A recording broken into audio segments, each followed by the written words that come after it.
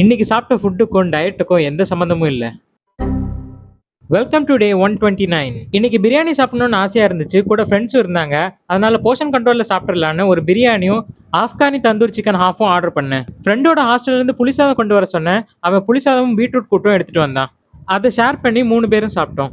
ஃபைபருக்காக பீட்ரூட்டும், டேஸ்ட்டுக்காக புளிசாதமும் கொஞ்சம் சாப்பிட்டேன். அப்புறம் ஃபுல்லா பிரியாணியில இறங்கிட்டேன். பிரியாணி செம டேஸ்டா இருந்துச்சு. நான் கொஞ்சம் அதிகமாவே சாப்பிட்டேன். மத்தியானம் ஆண் பாவம் படம் பார்க்க வந்தோம். இன்டர்வல் அப்போ பெப்சியும் கொரியன் சீஸ் பன்னும் வாங்கினோம். பெப்சி கொஞ்சமா தான் குடிச்சேன். சீஸ் பன்ல பாதி நானே சாப்பிட்டேன்.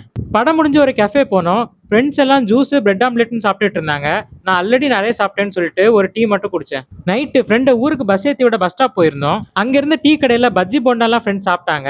ஆனா நான் எதுவும் சாப்பிடல. டின்னருக்கு இன்னைக்கு புரோட்டீன் கொஞ்சம் டிஃப்ரெண்டா எடுக்கலாம்னு சிக்கன் செட்டிநாடு கிரேவி ஆர்டர் பண்ணேன். அதை நானும் என் ஃப்ரெண்டும் சாப்பிட்டோம். முதல்ல ஆயில் இல்லாம ஒரு தோசை சொன்னேன். கிரேவில உள்ள சிக்கன் அது கூட சாப்பிட்றதுக்கு ரொம்பவே நல்லா இருந்துச்சு. ஆனா பீஸ் கொஞ்சம் கம்மியா இருந்துச்சு. புரோட்டீன் இன்னும் வேணும்னு ஒரு ஆம்லெட்டும் சொன்னேன். அப்புறம் ஒரு இட்லியும் சொன்னேன். இன்னைக்கு சாப்பிட்ட எந்த ஃபுட்டுமே டயட் ஃபுட் இல்ல. அதை நம்ம போர்ஷன் கண்ட்ரோல்லயே சாப்பிடல. அதனால இன்னைக்கு நம்மளால கேலரி டெபிசிட்ல இருக்க முடியல. மீண்டும் சந்திப்போம்.